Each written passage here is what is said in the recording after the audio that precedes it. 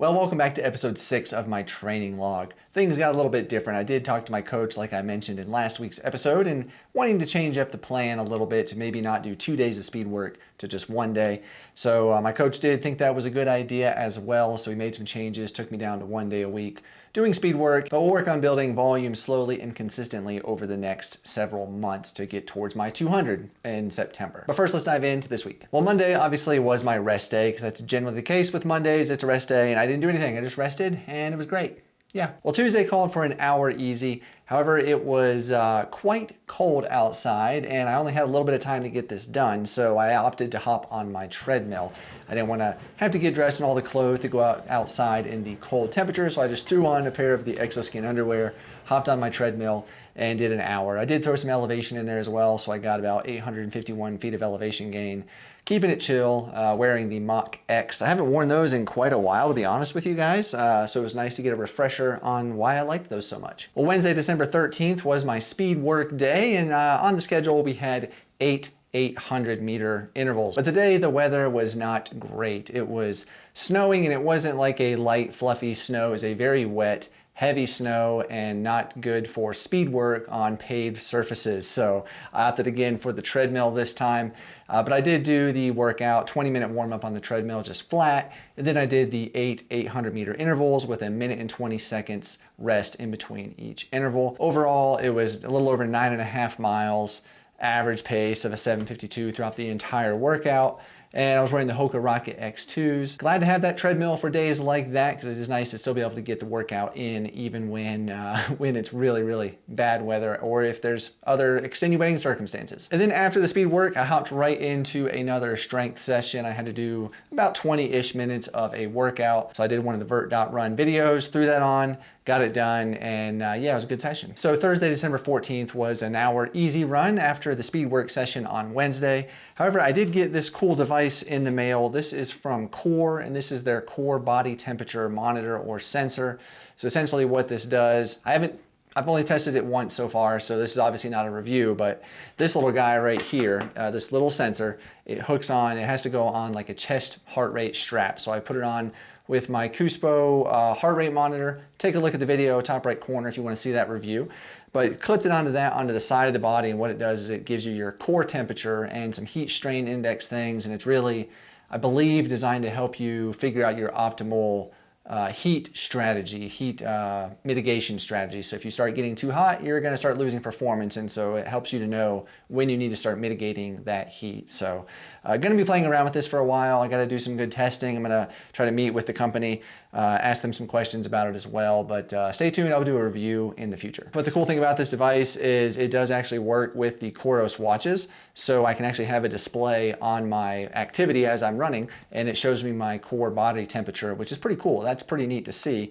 But it was an hour easy run, and as you can see, it was incredibly, incredibly snowy. We got dumped on from that wet snow the day before, and it was, I'd say, probably 5 to 6 inches of snow, and just a lot of it. It was very cold. So overall though, decent run, about an hour, really easy pace. It was an easy pace, but the effort was probably harder than it should have been because of that snow. It's always more difficult to run in snow, but it was very, very beautiful. I love running in snow. It's just very peaceful and quiet and just, it's beautiful. And then afterwards, when I got back, we still had not shoveled the driveway yet. So I went ahead and got the shovel and shoveled that because where our driveway is positioned, it doesn't get a lot of sun during the day, so if you don't shovel it, it's not going to melt like at all. So I had to shovel that and get that cleared off, and that was good cross training. So Friday, December 15th called for a conditioning day, so that was about a 45-minute easy run. So I went out, hit the snowy trails again, this time wearing the Clifton 9 GTX, the Gore-Tex shoes, and definitely was glad I had those on because it was still snowy and slushy a bit, so kept my feet nice and dry. But I went out without gloves, and I really should have had gloves on because, man, my hands were very chilly.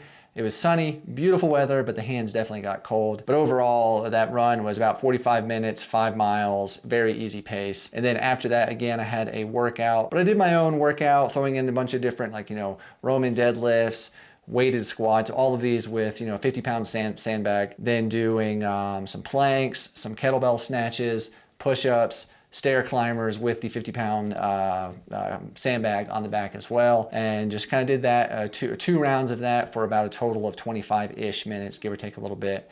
And it was good. I definitely felt it. It was a good workout, good strength in the legs, and overall just a good day of training. Well, that brings us to Saturday, December 16th, my long run day, and the plan was 2 hours. So I went out and designed a route that was about 10 and a half, a little over 10 and a half miles. That's what the GPX route said, but it ended up being just a little bit longer.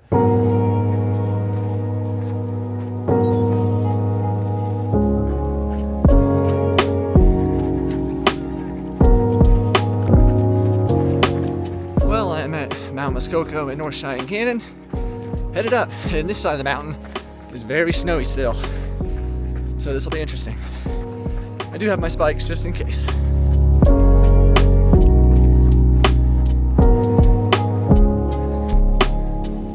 That side, however, it's very sunny and it's all melted. I think I'm actually gonna come down that side, so we'll see.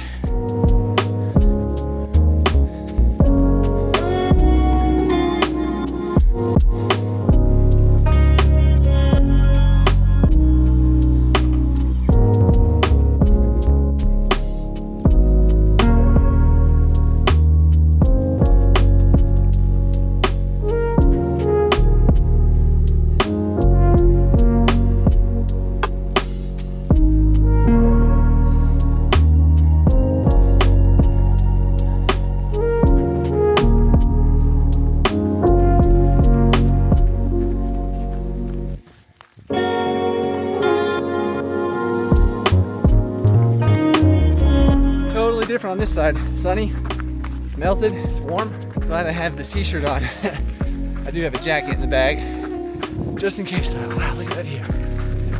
If you guys can see that over there, it's like a, looks like a bridge, like a ropes course, and then maybe a zip line.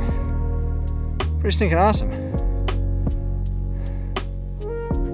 And way over there is a road I've driven up a lot to go run way off in that side, because that's let's see, where is it? That over there is St. Peter's Dome. All right, so there's the bridge, zip line. There's a platform right down there, and then it goes way over that way. Kind of see way down there.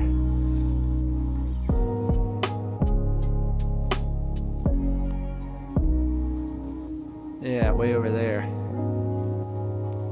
Where I'm going, this is actually off trail of where I was supposed to be, but I'm gonna head over there. That is Mount Cutler. I gotta go back up this.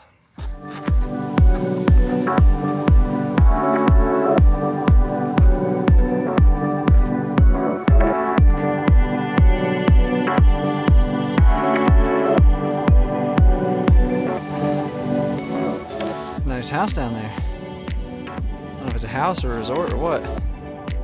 Man.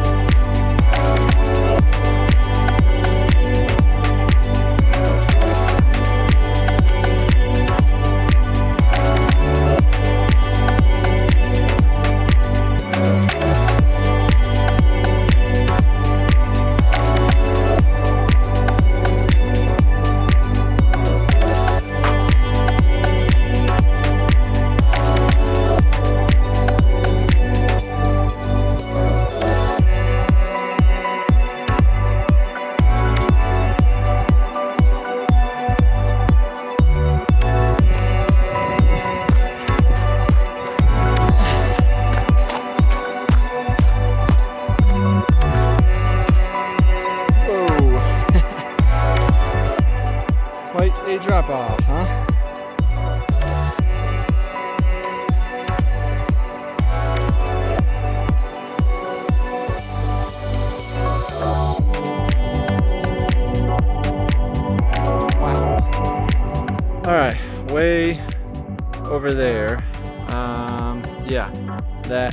triangle peak.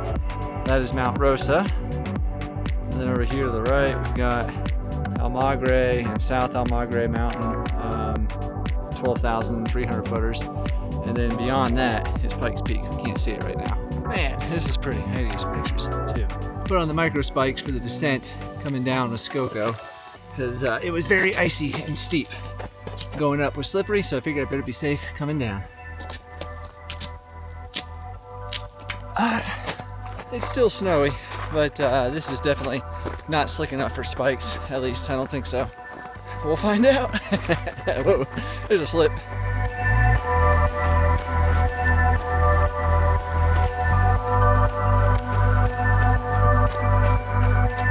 Well, I'm out here a lot longer than I was planning to be.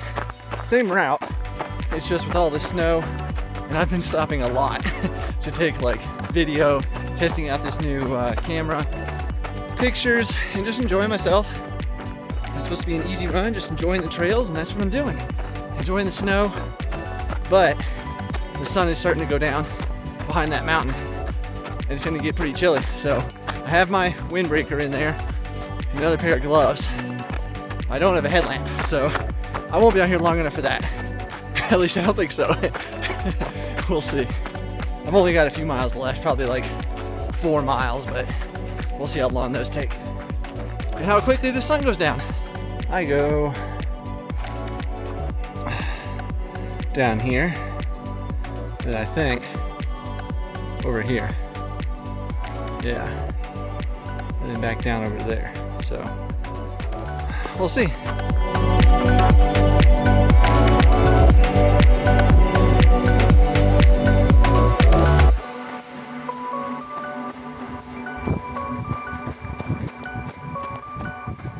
Over there is a little trail coming down. I just bombed down that, went down into the valley, back up. Now I'm on that other side I was telling you about at the beginning of the run, heading back down.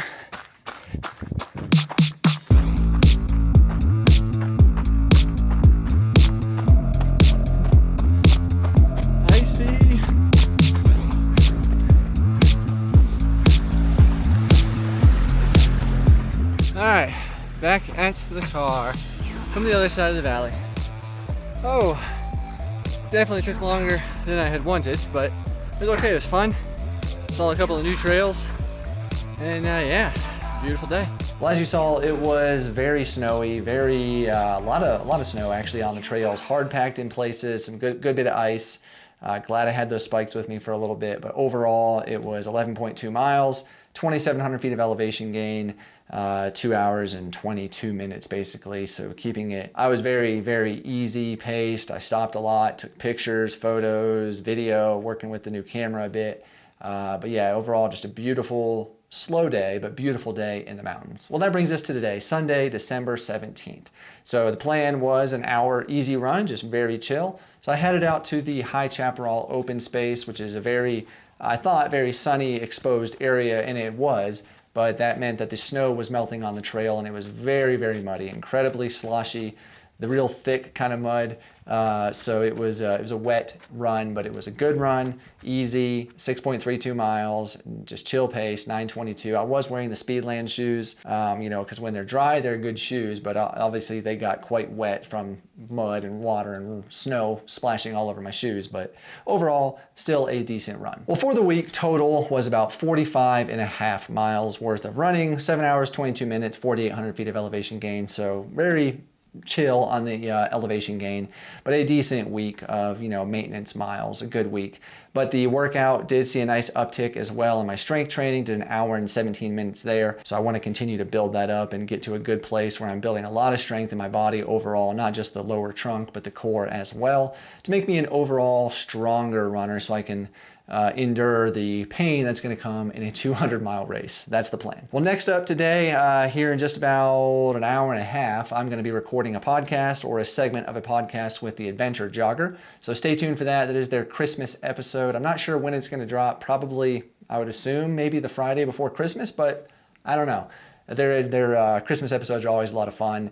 They usually have about 6, 7, 8 guests on for maybe 15 minutes each. But it's always a good time, so I'm looking forward to that. Chatting with Ryan and the crew, Jeff, and everybody there. It'll be fun. But I'll drop a link in one of the next videos and you guys can go check it out then. But anyway, hope you guys have a good Christmas Eve, because my next video should be out on Christmas Day. Have a good Christmas if I don't talk to you before then. But also don't forget, if you are thinking about getting a UltraTrailSteven hat, one of these BOCO hats here, better do so quickly because they are selling very quickly. I keep going to the post office just about every other day with 3, 4, 5 boxes of hats to ship. So definitely get your order in because I'm running out of hats and stickers. Well, if you haven't seen that heart rate monitor showdown video I put together, take a look at that on your screen. Really cool comparison between chest straps, arm-based systems, and also a wrist-based system also. So check that out. Thank you guys, I appreciate you, and I'll see you in the next one.